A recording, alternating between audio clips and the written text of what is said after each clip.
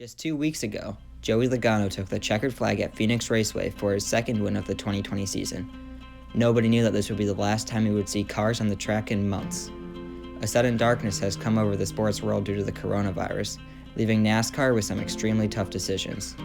Race rescheduling, fans, and the playoffs are all factors NASCAR has to deal with while trying to save this season.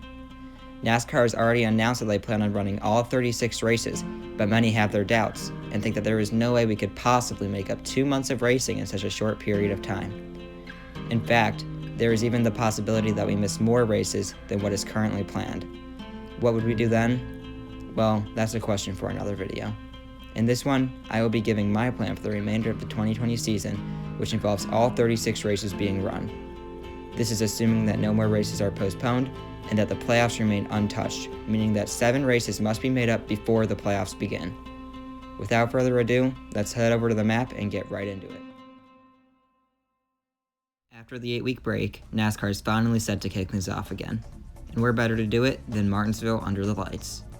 Martinsville will keep its original date and will be run on May 9th. We will then head to another short track, Bristol Motor Speedway, knocking out the first of the 7 postponed races. Bristol will be run on a Saturday night, giving the track 2 night races in 2020, which sounds like a win to me. Next is Charlotte, where the first big schedule shakeup takes place. Teams will take the 3-hour drive down to Charlotte following the race at Bristol. On Wednesday, May 20th, the All-Star Open races will take place. The next day will be the All-Star race. This leaves time for everything else in the Charlotte weekend to go on as usual, leaving the Coca-Cola 600 on its original date, May 24th. Condensing the Charlotte race weeks from 2 into 1 was a perfect way to fit in a postponed race, and something that I think is a must for NASCAR. Following Charlotte, we begin a road trip filled with long drives. We first cut back to where we came from and head to Kansas Motor Speedway, a race that will run on its original Sunday date. Then the Cup Series will go to Texas, which means getting yet another postponed race out of the way. This Texas race will replace Michigan, which is bumped back. We'll get back to Michigan at a later date. Next, we take the painfully long drive all the way to the west side of California, where Sonoma will host the 10th race of the year. Then, we will have to go right back where we came from. NASCAR will come to Chicagoland, which will run as scheduled on Sunday, June 21st. And just a quick heads up, both Sonoma and Chicagoland were already scheduled for those dates, so don't blame me for the long drives, it's not my fault.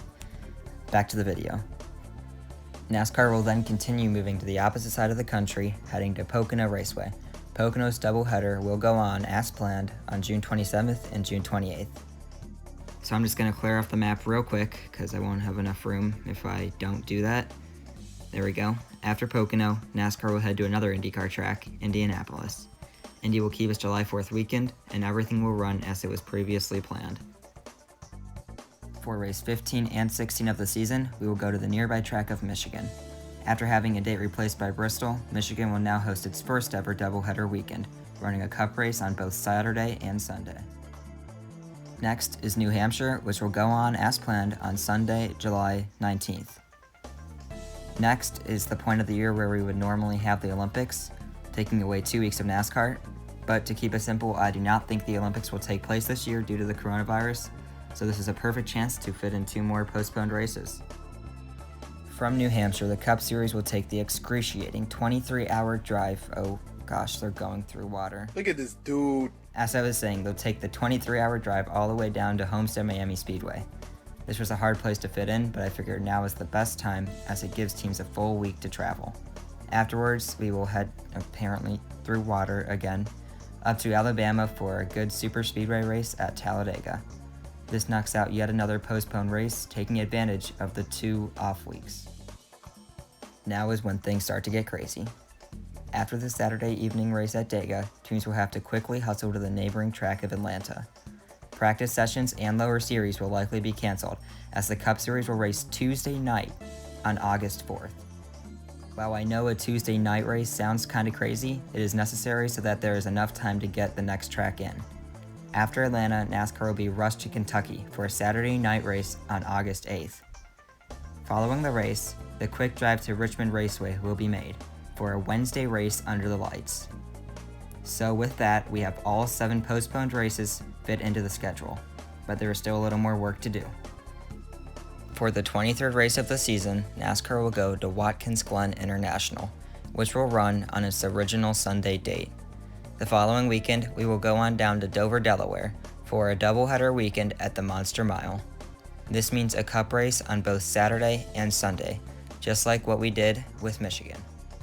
And finally, for the final race of the 2020 regular season, NASCAR will head right back to where this crazy season began, Daytona. The Daytona Superspeedway finale will keep its Saturday night date of August 29th, and will remain the finale of the regular season. And so we've done it. NASCAR will continue on with the playoffs the exact same.